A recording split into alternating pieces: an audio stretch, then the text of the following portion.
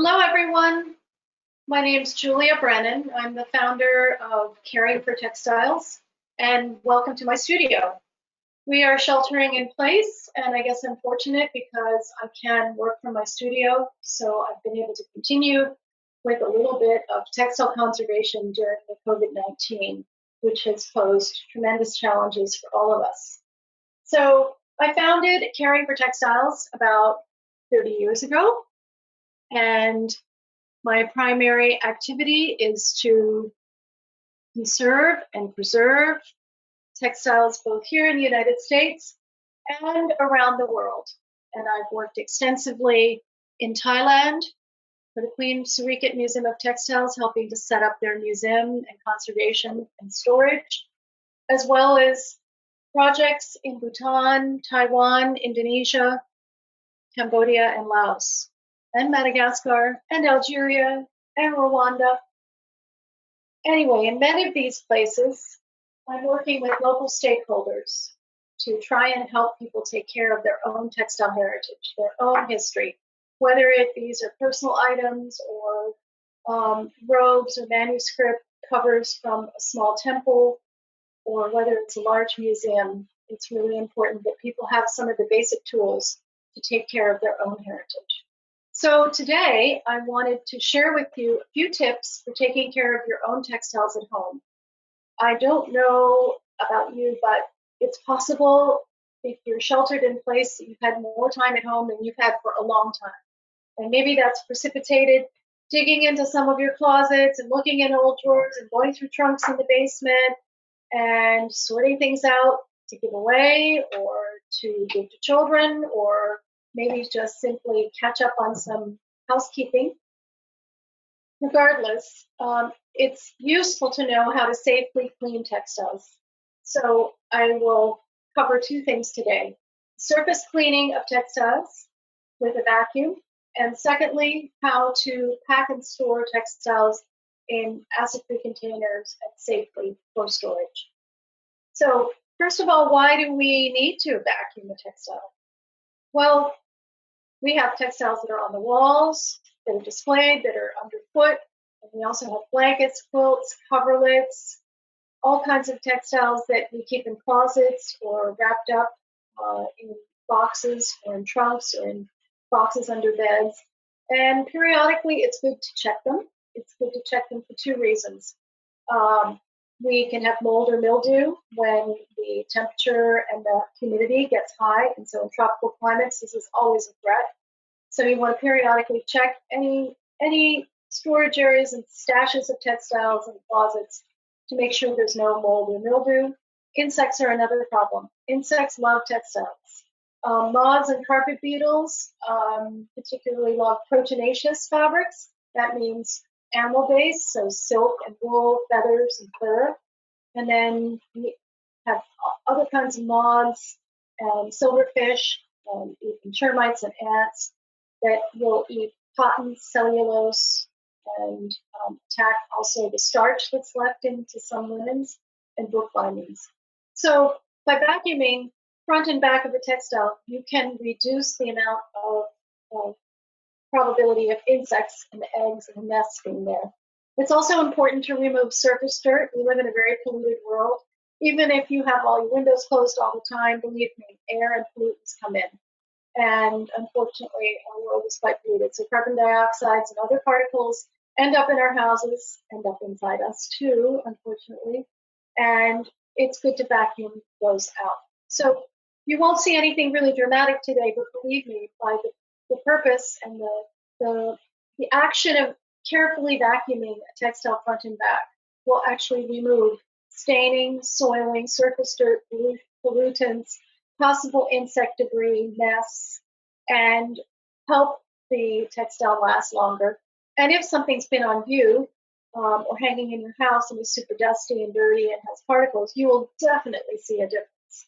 So here are some basic steps. First of all, when using a home vacuum cleaner, we have to be careful because suction is really hard. Oh, first of all, why am I wearing gloves? Actually, this is not because of COVID-19.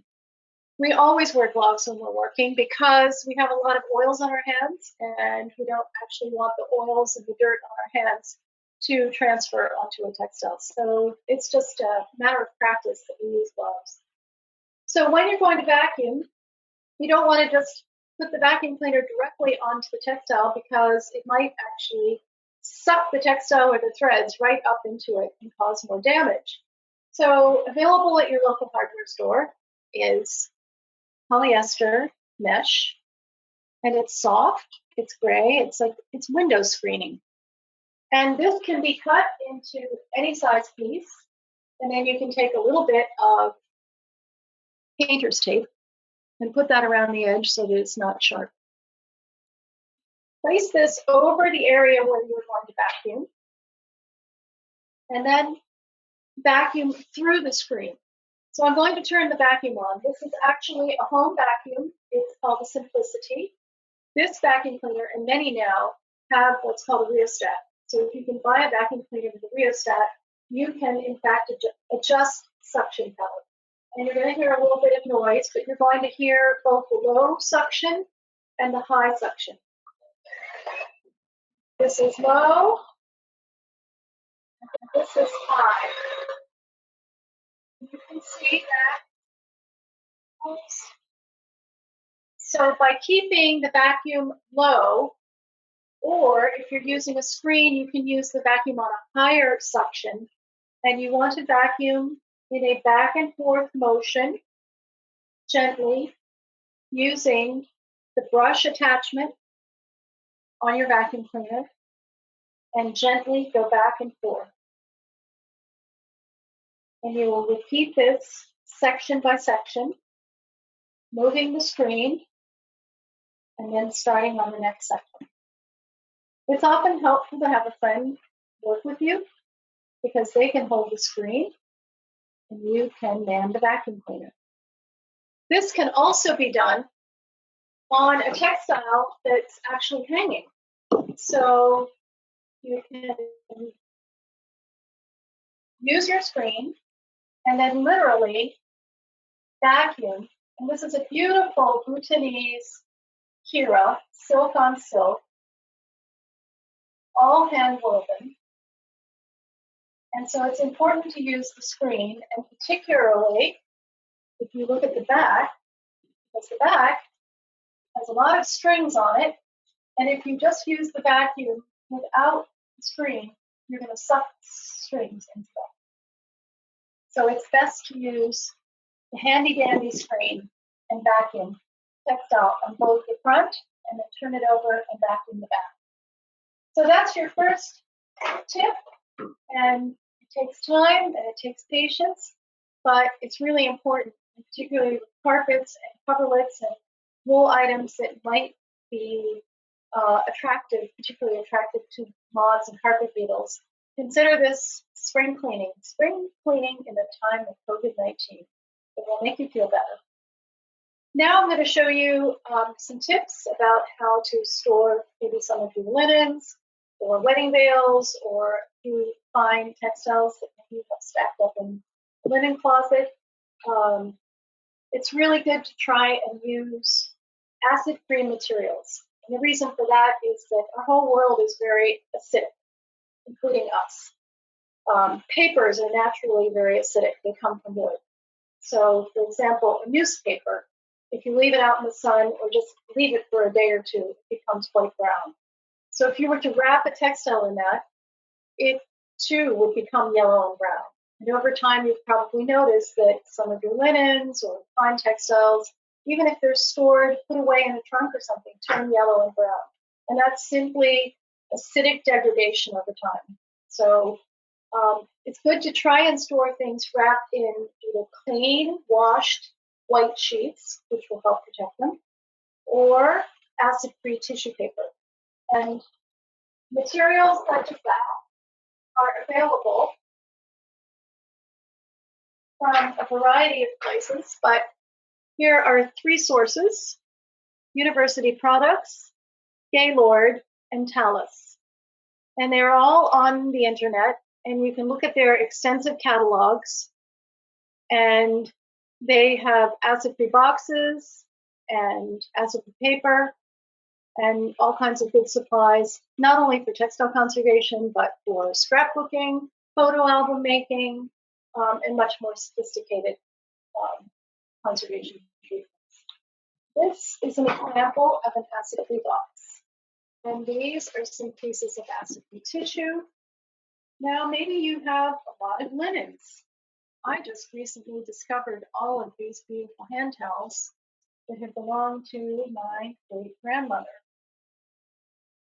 They're really gorgeous, but they've been wadded up in the back of a closet. It's a bit like the cobbler's children have no shoes. But I too am doing my spring cleaning. So how would I better take care of these? Well, probably if I store them in a box and then mark the box, I'll be able to find them in the future or be able to pass them on to my children. In addition, you may have something like fold squares. And, for example, crunchy tissue. These are some very beautiful quote squares from the mid-1800s in the Baltimore Quilts album. So the way I'm going to store these is to simply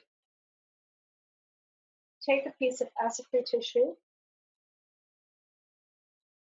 and layer them, putting down the acid-free tissue first, and then taking the textile and putting it in, and then putting another piece of acid-free tissue and putting the textiles. Here we go.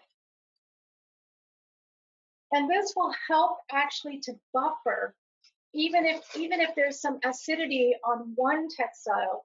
If there's a piece of muslin or a piece of cut sheet or a piece of acid-free tissue in between them, the acidity and the yellow discoloration won't easily migrate and move from one textile to another. And so, again, I can put some of these other linens in here, stacking them and interleaving with tissue. So it's a very efficient way to take care of your textiles, and then you can cover it up with another piece of tissue or sheeting, and you have a nice packed box. The same can be done, in fact, with a wedding veil. I know it's wedding season, and I know there are many brides out there that are really sorry that they might be canceling a wedding. But here's a beautiful veil, and we hope that it will be warm this spring. But for this particular veil, what I did was I laid it out nicely, as you can see. Here it is laid out in the box.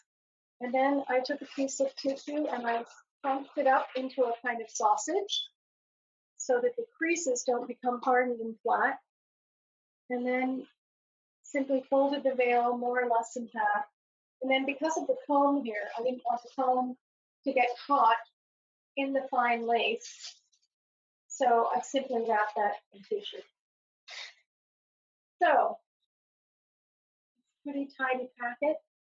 If you're putting several things into one box, put the heavier textiles on the bottom and the lighter ones on the top. You can also use plastic boxes, which are available from storage places. Most of them are not a full seal or airtight, which is good. We want some air circulation. That also means that insects can come in. So again, it's important to routinely check, vacuum, and examine everything. Another good reason for using white sheets and white tissue is if there's been any kind of infestation or dirt or something is happening, mildew or mold, it will be more easy to see with white textile. So thank you all very much for attending this little session, and I hope that these are helpful tips for your spring cleaning and the care of these precious family memories and organic textiles that are part of everybody's lives.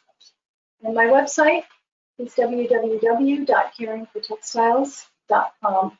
And there are lots of blogs and projects and articles there. Thank you again. Bye-bye.